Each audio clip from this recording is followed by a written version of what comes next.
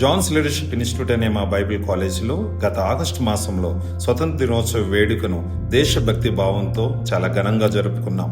ఈ సందర్భంగా మా వ్యవస్థాపకులైన డాక్టర్ సజీ కే జాన్ గారు సభను ఉద్దేశించి మాట్లాడుతూ భారతదేశ పౌరులుగా మన బాధ్యతను కర్తవ్యాన్ని గుర్తించి దేశ ప్రగతి కొరకు పాటుపడాలని ప్రోత్సాహపరిచారు. విద్యార్థులను ఆత్మీయంగా బలపరచడానికి 2 రోజుల ఉపవాస కూడికలు ఏర్పాటు చేయడం జరిగింది. ఈ కూడికల్లో భాగంగా సేవా అనుభవం కలిగిన దైవజనుల బలమైన వాక్యముచే మరియు ప్రార్థన ఆరాధనల ద్వారా విద్యార్థుల్లో ఉజ్జీవం, నూతన తీర్మానాలు తీసుకోవడానికి దోహదపడ్డాయి.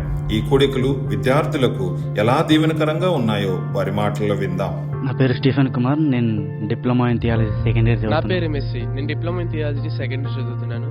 Myself Darsheshu from BTS second My name is K. Anand. I'm studying Diploma Theology second year. నా పేరు ఎం స్వాతి. నేను bachelor of theology second year 2 చదువుతున్నాను. రోజుల్లో జరిగిన ఉపవాస కూడికలలో దైవజనులు చెప్పిన వాక్యం ద్వారా ప్రార్థన యొక్క ప్రాముఖ్యత, పరిశుద్ధత యొక్క ప్రాముఖ్యత, వాక్యం యొక్క ప్రాముఖ్యత నేను తెలుసుకుని ఉన్నాను. కనుక ఇప్పటి నుండి నేను నీతిగా ప్రార్థనలో వాక్య ధ్యానంలో ఎదిగేటట్టు మంచి దృఢమైన నిర్ణయం నేను తీసుకుని ఉన్నాను. ఇన్ని రోజులు దేవుని సన్నిధిని, దేవుని వాక్యాన్ని నేను తిరస్కరించాను. ఈ రోజు నుండి అనుదినం దేవుని వాక్యాన్ని ధ్యానిస్తూ ఇంకా ఆత్మీయంగా బలపడాలని నేను తీర్మానం చేసుకున్నాను. ఆత్మీయ చేత ఎదుగుదల మరియు దేవుని నిండు మనసుతో సేవించాలని, దేవునితో ఎక్కువ సాహసం కలిగి ఉండాలని The Lord spoken to me, leave your past and walk with me. So I decide myself, leave my past and walk with God. I was inspired by this 2 days spiritual emphasis.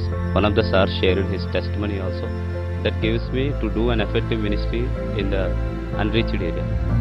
ATH గుర్తింపు పొందిన మా Bible కాలేజీలో దేవుని పిలుపు పొంది సేవ తర్పీదు కొరకు ఎదురు చూస్తున్న యవనస్తులు ఎవరైనా ఉంటే ఈ క్రింది నంబర్లకు సంప్రదించండి.